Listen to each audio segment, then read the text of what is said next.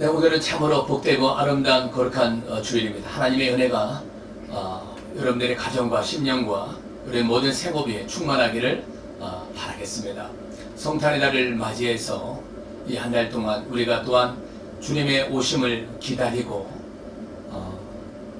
또 믿음으로 간절히 사모하는 마음으로 주님의 오심을 대망하면서 기다리고 또 새해를 또 믿음으로 맞이하는 그런 한 달이 됐으면 좋겠고, 또 지금까지 살아온 우리 11개월 동안에 또 돌아보면서 자신을 또 위로하고 또 자긍심을 갖고 또 제대로 살았는지, 또 다 못한 것이 있다면 올 한 해 지나가기 전에 또 해야 될 일이 무엇인가를 생각하는 그런 한 달이 되었으면 좋겠습니다.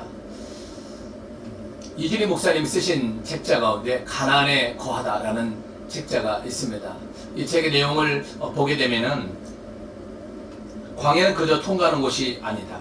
빨리 통과한다고 좋은 것도 아니고, 가나안에 들어가기 전에 그곳에서 살 준비를 충분히 해야 된다. 준비 없이 들어가면 반드시 실패하게 되어 있고 다시 쫓겨날 수 있다. 그것이 이 책 제목의 골자입니다. 참으로 공감이 되는 부분도 많이 있습니다. 우리는 광야 같은 이 세상을 살아가면서 우리가 정말 이 세상이 광야지요. 살면서 우리가 여러 가지 천국에 입성하기 전에 또 우리가 준비할 것이 많이 있고, 또 이 광야는 우리 영원히 머물 곳이 아니고 잠시 거쳐가는 나그네 같은 우리가 곳이기 때문에 여기서 우리가 훈련받고 잘 우리가 준비를 하면 우리가 또 저 하나님 입성, 천국에 입성하기를 앞두고 우리가 준비하는, 실현하고 또 여러 가지 연단받는 그런 곳이다 라고 볼 수가 있습니다. 우리는 누구나 이 광야 생활은 좋아하지 않지요. 뭐 광야를 생각하면은 뭐 사막 같은 거와 우리가 생각을 할 수 있습니다. 인간이 거주할 수 있는, 또 적응할 수 있는, 머물 수 있는 아름다운 곳은 절대 아닙니다. 그런 곳에 사람도 식물도 동물도 살 수 없는 그런 황량한 그런 곳입니다. 외롭고 힘들고 춥고 덥고 여러 가지 많은 어려움들이 있는, 정말 인간으로서는 살아갈 수 없는 곳이 바로 광야이고 사막입니다. 그곳에는 먹고 살 만한 그 대책이 아무것도 없어요. 뭐 오아시스 같은 물도 있는 것도 아니고 집을 지을 수 있는 것도 아니기 때문에 참으로 어렵습니다. 그래서 그날 필요한 것들을 하나님이 내려주지 않으면 죽을 수밖에 없는 곳이 이런 사막 같은 광야입니다. 그래서 하나님께서 이 사막을, 광야를 통과할 때에 많은 것들을 채워주었잖아요. 구름기둥, 불기둥으로 인도하시고, 또 만나와 메추라기를 주시고, 또 반석의 샘을 통해서 물을 주시고, 이렇게 우리가 살아갈 수 있는 것을 주었기 때문에 우리가 견디고 이겼지, 그렇지 않으면 살 수 없는 것이 광야입니다. 그런데 이 광야가 꼭 이렇게 어려운, 그 다음에 무익한 것만은 아니다는 거죠. 때로는 우리에게 많은 유익과 많은 우리에게 교훈을 깨달을 수 있는 좋은 것입니다. 코로나가 마찬가지 아닙니까? 코로나도 100회 무익한 것이 아니고 우리에게 주시는 하나님의 교훈과 은혜가 있다는 것입니다. 이 광야가 있었던 사람과 또 이런 시련이 없었던 사람은 또 굉장히 많은 차이가 있습니다. 그래서 우리가 이 광야가 전혀 없이 살았던 사람과 또 광야를 통해서 성숙한 그런 삶을 살아간 대표적인 사람이 바로 사울과 다윗이라고 볼 수 있습니다. 이 사울은 전혀 광야 생활이 없이 그냥 왕이 된 사람이고, 다윗은 13년간에 걸친 그러한 많은 연단을 통해서 왕이 돼서 통일 이스라엘을 성취한 왕입니다. 그렇기 때문에 사울왕은 쉽게 왕이 됐고 또 쉽게 실패한 왕이 되었죠. 그러므로 광야를 통해서 연단을 통한 이 사람은 그런 실패를, 그런 연단을 통해서 하나님도 의지하게 되고 그런 또 칭송받는 왕이 되었다는 것입니다. 그래서 우리는 이런 광야를 통해서 여러 가지 그 왕이 될 그런 준비를 해야 된다는 것이죠. 광야 같은 삶이 있다면 다 하나님이 계획하신 바가 있어서 주신 것이다. 하나님은 이런 광야를 통해서 우리에게 그러한 많은 그 복을 주시려고 이런 광야를 주셨다. 이런 것을 우리는 알아야 됩니다.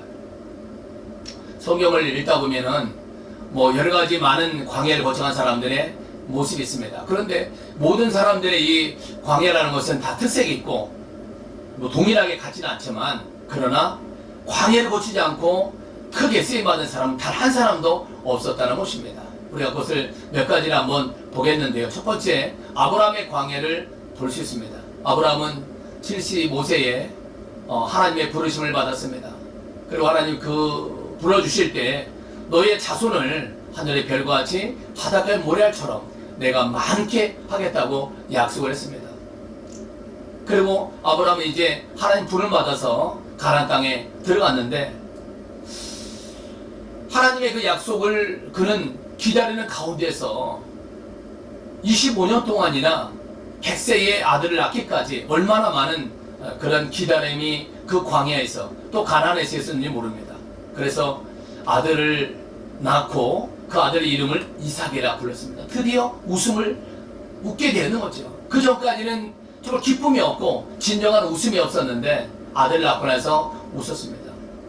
그 25년 동안 많은 시험이 있었지요. 많은 유혹이 있었지요. 그래서 넘어지기도 했었습니다만은 끝까지 믿음을 가지고 살았기 때문에 하나님은 아브라함의 그 믿음을 의로 여기셨다는 것입니다. 기다림의 인내를 겪었습니다. 언제 주겠다는 말씀 안 했어요. 단지 주겠다. 하늘의 모래, 하늘의 별과 같이 저 바닷가에 수많은 그런 모래알처럼 번성하게 준다는 약속을 했지만 그것이 언제 이루어질지는 모른다는 거죠. 그런 많은 비전을 축복을 받았지만은 그것을 이루기까지, 그걸 받을 때까지는 많은 기다림의 그런 광야를 거쳤습니다. 또 요셉을 볼까요? 요셉은 아버지의 사랑을 듬뿍 받고 그가 자랐습니다. 그런데 요셉이 아버지의 그 사랑을 너무나 많이 받다 보니까 형들로부터 또 미움을 받고 또 그래서 애굽으로 미디안으로 팔려가고요. 그래서 그곳에서 구덩이에 빠져서 애굽의 상인에게 팔려가고 또 보디발의 그러한 가정에서 또 그가 감옥이라는 또 구덩이에 가게 되고요. 그래서 이 요셉도 13년 정도라는 그 구덩이 광야에서 그는 오랜 시련을 연단을 거치고 그래 드디어 애굽의 총리가 되었습니다. 이렇게 총리가 되기까지는 수많은 아픔과 어려움이 연달이 있었지만 요셉은 한 번도 하나님을 원망하지 않았습니다. 누명을 쓴 가운데서도 하나님 앞에서 늘 그런 자신을 돌아보고 기도했습니다. 하나님께서 주신 그 비전, 하늘의 별과 또 달과 사람 자기에게 전하는 그런 비전을 가지고 기도하면서 인내하면서 연단을 통과했습니다. 세 번째, 우리가 모세의 광야를 봅니다. 모세도 그가 미디안의 바로 왕 공주의 아들이 되고 나서 40년 동안 왕궁에서 지내다가 이제 미디안 광야로 쫓겨났습니다. 거기서 40년 동안 광야 생활을 하였습니다. 그리고 이스라엘 백성이 400년 동안 애굽에서 노예 생활을 다 마치고 그들을 수백만 명이 되는 사람들을 또 광야에서 40년 동안, 그러니까 총 80년간의 그 미디안 광야에서 모세는 연단을 받았습니다. 만약 40년 동안에 미리 그 광야 생활이 없었다면 이 수백만 명의 자기 민족을 과연 광야에서 제대로 지도하고 인도했을까요? 하나님은 그 이때를 위해서 우리 준비를 하였다. 정말 하나님의 계획하심은 우리가 너무나 오묘하고 너무나 크고 위대해서 우리가 다 이해할 수 없습니다. 알 수가 없어요. 그때는 억울하기도 하고 안 보이기도 하고 침울하고 그런 답답했는데 알고 봤더니 이때를 위해서 하나님이 훈련시키고 준비해줬다. 이런 것을 우리는 감탄하지 않을 수 없어요. 또 신약에 넘어와서 사도 바울을 볼까요? 사도 바울은 다메섹 도상에서 우리 주님 만나고 회심하고 변화되었어. 그가 그 전까지는 사기 등등해서 스데반과 많은 사람들을 죽인 일에 앞장섰는데 그가 주님 만나고 완전히 변화돼서 예루살렘에 있는 모든 사도들과 제자들에게 자기가 변화된 모습을 보이는데 믿질 않아요. 사도 바울을 바나바를 통해서 많은 형제들에게 알려줬는데 믿질 않습니다. 그래서 이 사도 바울은 이제 자기 태어난 고향 다소에 가서 한 13년 동안 거기서 많은 그런 연단을 받고, 거기서 기도하면서 하나님의 환상을 보고 계시를 받고, 또 여러 가지 그가 성경을 13권 정도 쓸 수 있는 그 기초를 다진 것이 바로 이 고향 다소에서 있으면서 놀라운 일들을 그가 경험했습니다. 모든 사역에서의 영적인 기초와 신학적인 기초가 바로 그때 이루어졌다는 것입니다. 여러분, 예수님께서도 본격적인 이 공생애를 사시기 전에 그 40일 동안 금식하며 광야에서 그 연단을 받으셨습니다.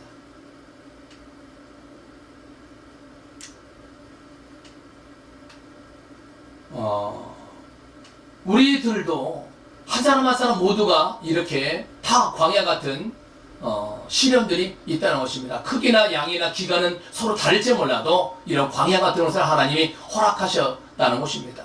저 역시도 제가 10여 년 동안 밖에서 이제 부목사 생활을 하고 정말 그 기간 동안에 굉장히 분주했습니다.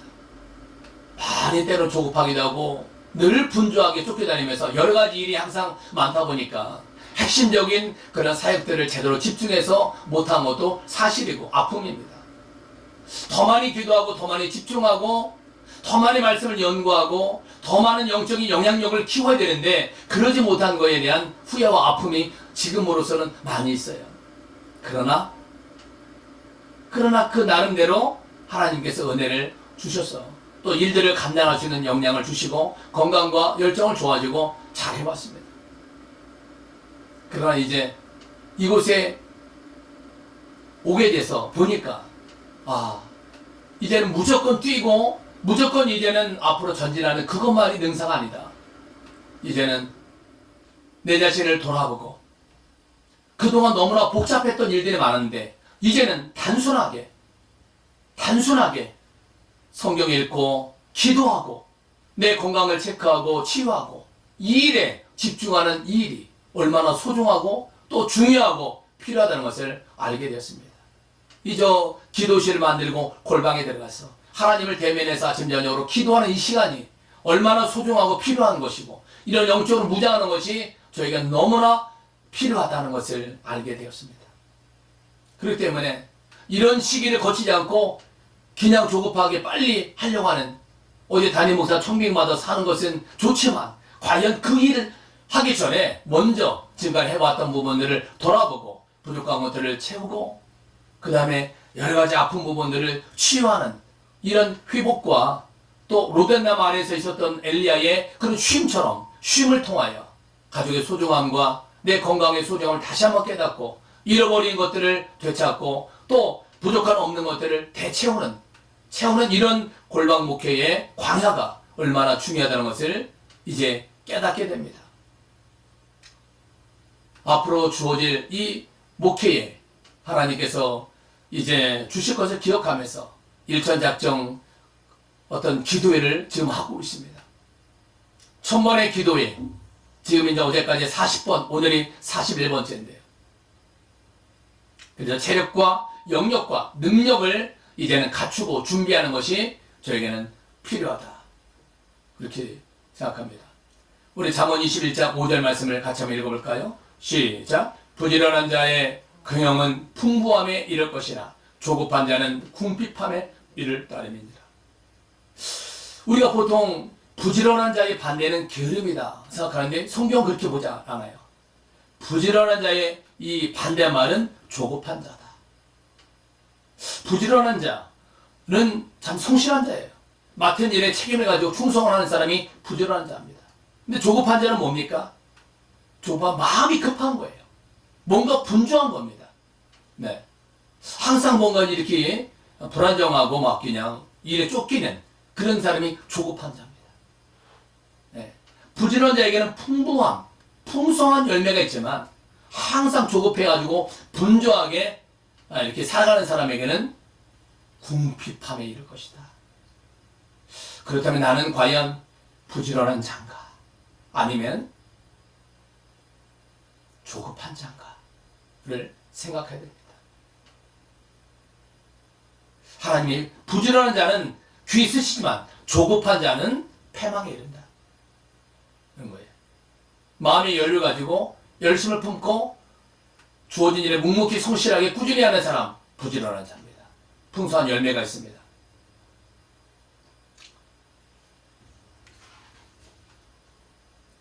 민수기 14장 8절 말씀 보면 여호와께서 우리를 기뻐하시면 우리를 그 땅으로 인도하여 들이시고 그 땅을 우리에게 주시리라. 이는 과연 젖과 꿀이 흐르는 땅이니라. 이렇게 말씀했습니다. 하나님께서 우리를 기뻐하시면 우리를 그 땅으로 인도하여 들이신다. 기뻐하시면 그 땅이 어디예요? 약속의 땅, 축복의 땅, 가나안 땅 아니겠습니까? 그래서 우리는 광야를 지나는 동안에 막 때로는 막 이 어려운 터널을 어둠의 터널을 빨리 지나갔으면 좋겠고 빨리 이걸 해결했으면 좋겠고 하는 그런 조급한 마음에 분주한 마음에 하나님을 때로는 막 이렇게 닭달 볶으면서 막 빨리 찾아달라 빨리 해결해달라 그렇게 때로는 금식도 철야도 하면서 소리도 지르고 이렇게 하는데 그런 것이 결코 광야를 통과하는 좋은 방법이 아니다. 여기 보니까 하나님이 우리를 기뻐하시면 우리를 그 땅으로 인도하여 주신다. 그러니까 우리가 지금 이 길을 지나가면서 과연 하나님이 기뻐하시는 그러한 모습을 하고 있는지 하나님이 원하시는 그 일을 하고 있는지를 자신을 우리가 돌아봐야 된다는 겁니다. 그게 핵심이죠. 하나님이 기뻐하시면.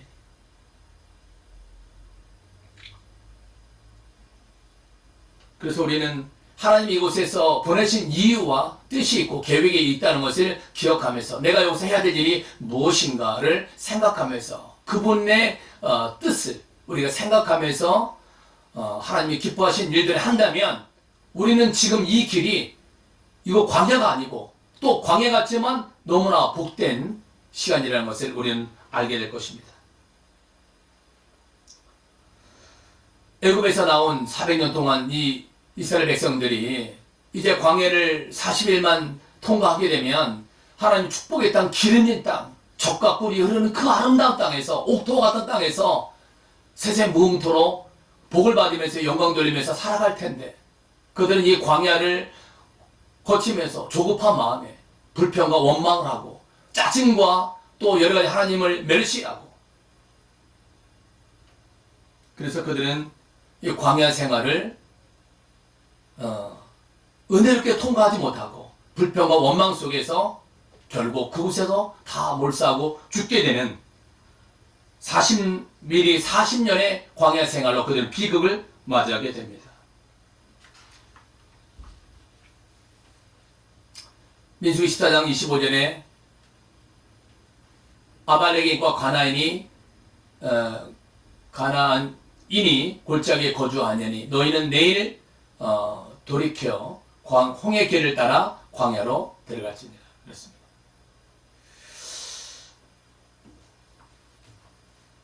이렇게 우리는 하나님 연단을 통해서 우리가 이 길을 잘 통과해가지고 하나님께 인정을 받아야 되는데 이 광야 기간 동안에 불평과 원망 속에 있기 때문에 저 가나안 땅에 들어갈 만한 아직 준비가 안 되어 있는 거예요.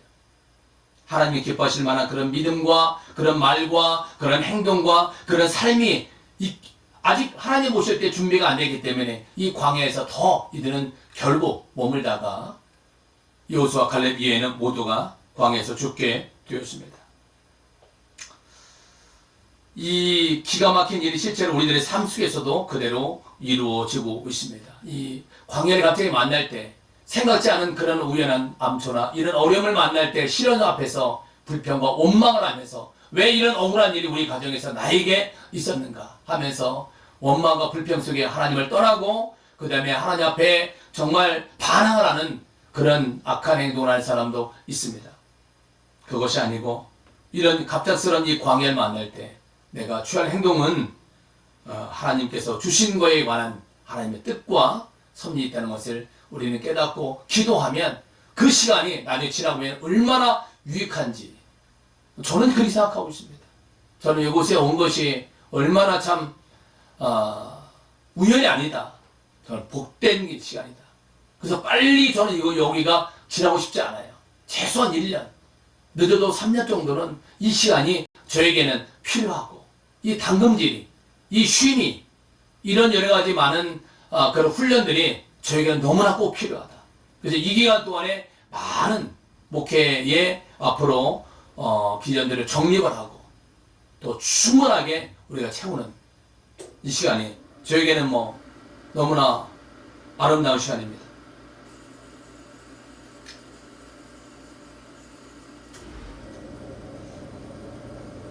늘 우리가 이 광야 기간 동안에 어려움 가운데서 하나님을 바라보는 훈련, 주님께 순종하고 주님만 의지하는 그런 삶을 우리가 살아가는 것이 우리에겐 필요하다는 것입니다. 가나안 땅에 우리가 들어가서도 우리는 항상 우리가 이렇게 어려움을 잘 통과하고 나서 가나안 땅에 하나님 앞에 우리가 들어가게 되면 또 여러 가지 많은 또 너무나 또 이렇게 이 문제들을 해결되니까 기도도 안 하고 때로는 게으러지고 타협하고 심지어 우상 숭배하고 하나님을 떠나는 그런 일들이 많습니다. 정말 광야 시대는 절박하고 먹을 게 없으니까 자녀를 생각하고 또 자신을 생각하면 또 내일이라는 것이 보장이 안 돼 있으니까 오늘 죽을 수도 있어요. 그러한 절박한 가운데서 하나님을 찾고 의지하게 되는데 이 광야를 통과하고 가나안 땅에 들어가니까 이제는 너무나 좋은 거예요. 뭐 젖과 꿀이 흐르고 뭐 그냥 조그만 씨앗만 뿌려도 막 그냥 엄청나게 많은 열매를 맺으니까 얼마나 살기 좋아요. 그러니까 자기의 과거를 잃어버리는 거예요. 하나님을 잃어버리고. 그래서 가나안 땅에 우리가 들어가면 꼭 기억할 것이에요. 그 하나님을 반드시 기억하고 하나님을 바라보고 그 어려울 때처럼 의지하면서 살아가면 하나님은 더 큰 복을 주시고 더 큰 은혜를 주실 줄로 믿습니다.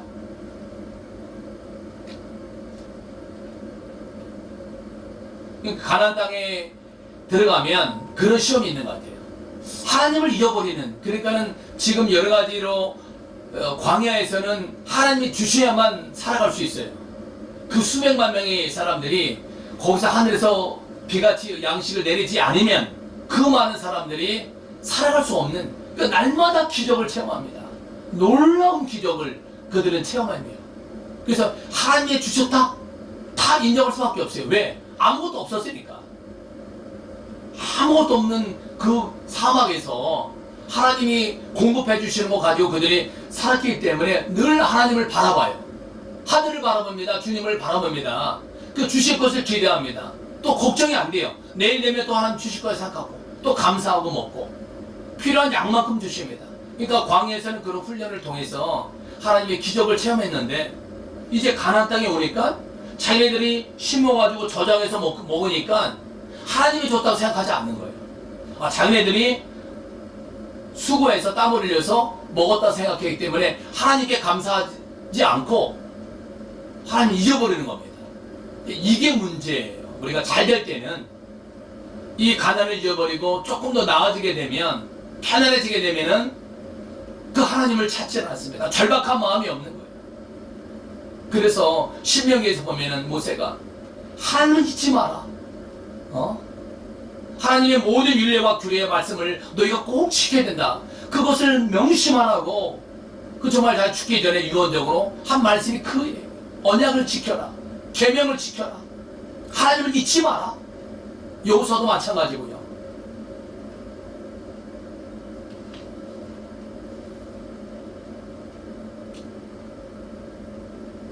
광야를 지나면서 우리가 해야 할 일은 하나님이 제가 무엇을 원하고 하나님이 우리에게 어떤 이 시련을 통해서 무엇을 원하시는지를 항상 우리가 생각하면서 그분이 우리에게 허락하신 이 시련을 통해서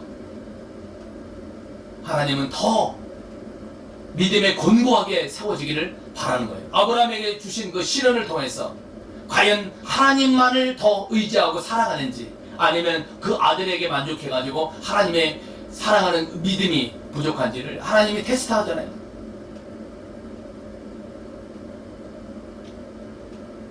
우리가 광야를 지나는 동안 하나님은 우리를 절대로 떠나지 않고 버리지 않는다는 사실입니다. 이 어려움을 하나님이 주시고 네가 알아서 해라, 그런 하나님이 아니었다는 거죠.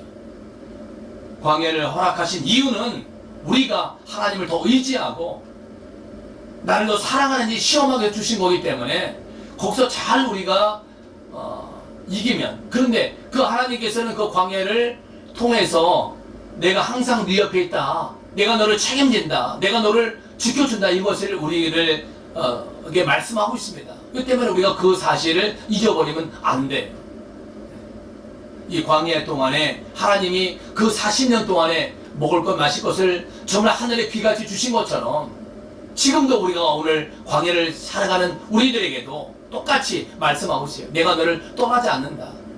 물 가운데 불 가운데 지날 때도 내가 너와 함께한다. 걱정하지 마라. 두려워하지 말라. 이것을 우리에게 말씀하면서 조급하지 말라. 막 안달복달 막 헤매서 그렇게 마음을 갖지 말라는 거예요. 광야 생활을 통해서 하나님이 기뻐하시는 그런 존재로 내가 변화될 것을 기대하면서 생각하면서 우리는 나아가야 됩니다. 오늘 우리가 읽은 본문의 말씀을 다시 한번 읽어보겠습니다. 여호와 너를 창조하신 여호와께서 지금 말씀하시느니라. 지금 말씀하시느니라. 지금 이스라엘아 너를 지으신 이가 말씀하시느니라. 너는 두려워하지 말라. 내가 너를 구속했다. 내가 너를 지명했다. 내가 너를 불렀다. 너는 내 것이라. 네가 물 가운데로 지날 때 내가 너와 함께한다. 강을 건널 때 물이 너를 침몰하지 못할 것이다. 네가 불 가운데 지날 때 타지도 아니할 것이다. 불꽃이 너를 사르지도 못한다. 대저 나는 여호와 네 하나님이다. 이스라엘의 거룩한이다. 네 구원자이다. 내가 애굽을 너의 속량물로 구스와 스바를 너를 대신하여 주었다. 하나님이 내가 너를 지금 강조하고 있어요. 너를 택했다. 너는 내 것이다. 어디 있든지 물속에 있든지 불속에 있든지 너는 내가 지켜준다. 하나님께서 지금 사랑하고 있다는 것을 좀 강조하고 있어요. 하나님은 우리를 그냥 광야로만 내몰지 아니하시고 더 가까이, 우리가 어렵고 힘들 때 더 가까이 해주시겠다고 말씀하고 있습니다. 그러면 우리는 광야에 있다고 절대로 낙심하거나 조급하지 마시기 바랍니다. 이 시간은 꼭 필요하고 아주 유익한, 하나님 우리에게 허락하신 아주 유익하고 복된 시간이기 때문에 우리는 너무나 여기에 문제에 또 어려움에 우리가 바라보지 마시고 하나님 그분을 바라보고 하나님이 주실 것을 기대하면서 내가 지금 하나님이 원하시는 그 일을 잘 준비하고 있는지, 여기서 그거 하라고 하나님 우리를 보냈는데 또 딴짓 하고 있으면은 그거는 우리가 광야 시간을 보내면서 우리의 자세가 잘못된 것이기 때문에 하나님 얘기를 통과하면서 하나님이 원하시는 그 일을, 나는 이 광야 수업을 잘 우리가 통하면서 이 광야의 식탁, 광야에서 하나님 주시는 이 아름다운 식탁을 우리는 그 주시는 것으로 만족하고 자족하면서 우리는 살아가야 될 줄로 믿습니다. 이사야 49장 14절에서 16절 말씀을 읽어드리겠습니다. 오직 시온이 이르기를 여호와께서 나를 버리시며 주께서 나를 잊으셨다 하였거니와 여인이 어찌 그 좀먹는 자식을 잊겠으며 자기 태에서 난 아들을 긍휼히 여기지 않겠느냐. 그들은 혹시 잊을지라도 나는 너를 잊지 아니할 것이라. 내가 너를 내 손바닥에 새겼고 너의 성벽이 항상 내 앞에 있나니. 이렇게 말씀하고 있습니다. 사람들은 주께서 내 형편을 나를 잊어버린 것 같다. 내가 지금 이렇게 어려움을 당하고 있는데 하나님이 계시다면 어떻게 저렇게 잠잠할 수 있느냐 라고 말씀하고 있는데 하나님은 그러지 않는다는 거예요. 예? 어떻게 엄마가 젖먹는 그 아이를 잊겠느냐. 예? 그런 부모가 어디 있겠느냐. 근데 있더라고요. 보니까 태어나지 얼마 안 된 애들을 놔두고 뭐 이렇게 다니는 엄마들도 뭐 정상이 아니죠. 혹시 이런 여자처럼 있을지라도 나는 너를 잊지 않는다. 예? 나는 너를 잊지 않는다. 내가 너를 손바닥에 새겼다. 이렇게 말씀하고 있어요. 네, 그러므로 하나님은 절대로 우리를 잊어버리거나 포기하지 않는다는 것을 지금 강조하고 있어요. 우리 스스로가 우리가 때로는 하나님을 포기할 수는 있지만 하나님은 우리를 포기하지 않는다. 자기 자녀 택자를 자기 손바닥에 새길 정도로 그런 하나님을 우리는 기억하고요. 우리 마지막으로 우리 캐더린 마살이 쓴 기도의 모험이라는 책자가 있는데요. 이 책에는 어느 성도가 자기가 하나님 앞에서 자기 어려운 문제를 하나님 앞에 이제 금식을 하면서 기도하는 그런 장면이 나옵니다. 하나님 앞에 이 절박한 문제 놓고 간절히 기도했는데 나중에 기도하고 나니까 하나님의 응답이 왔어요. 뭐라고 응답이 왔냐면 기다리라 라는 그런 응답이 온 거예요. 기다리라.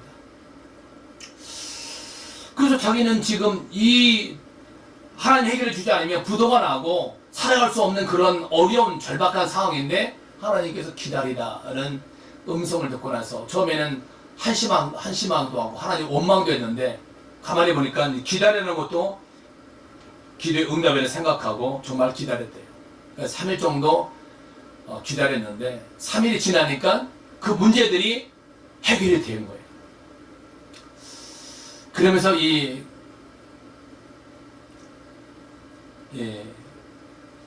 성도가 깨달은 것이 있어요. 예수님도 십자가에서 돌아가시고 나서 3일 만에 부활했는데 그때 이 3일 동안 예수님이 흑암에 갇혔었고 그 어둠 속에 있었을 때 나중에 3일이 지나고 나니까 그 3일 만에 광명의 빛으로 나오신 것처럼 우리가 문제가 있을 때 정말 어둠 속에 있을 때 기도하고 잠잠 기다리면 나중에 시간이 되니까 나오는 것처럼 3일만 우리가 기도하고 맡기고 기다리면 해결되는구나 라는 것을 이 성도가 깊이 깨달았다는 것을 이 기도의 모험에는 책자에 나옵니다.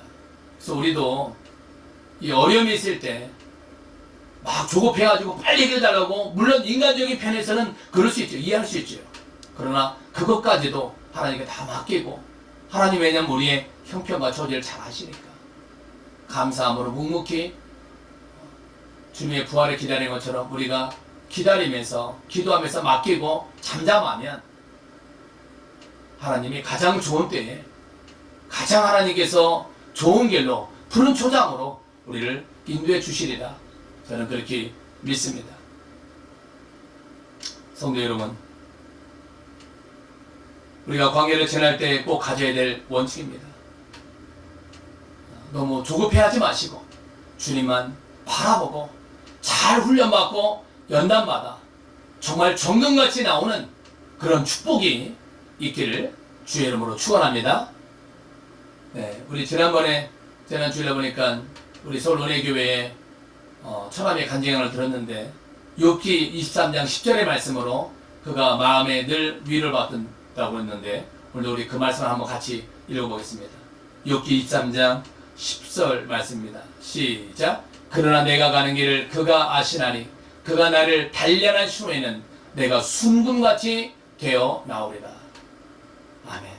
내가 가는 길을 내가 이 어려운 길을 우리 주님이 아시고 또 계획하신 우리 주님께서 이제 이런 훈련과 연단을 잘 통과하고 나면 우리를 정금같이 순금같이 하나님께서 우리를 변화시켜서 쓰신다는 사실을 기억하면서 우리가 이 광야를 통과하면서 잘 훈련받고 잘 연단받고 잘 기도와 말씀으로 성령으로 우리가 무장해서 정말 정금같이 아름답게 귀하게 나와서 쓰임받는 그런 축복이 있기를 다시 한번 주의 이름으로 축원합니다. 네, 아멘.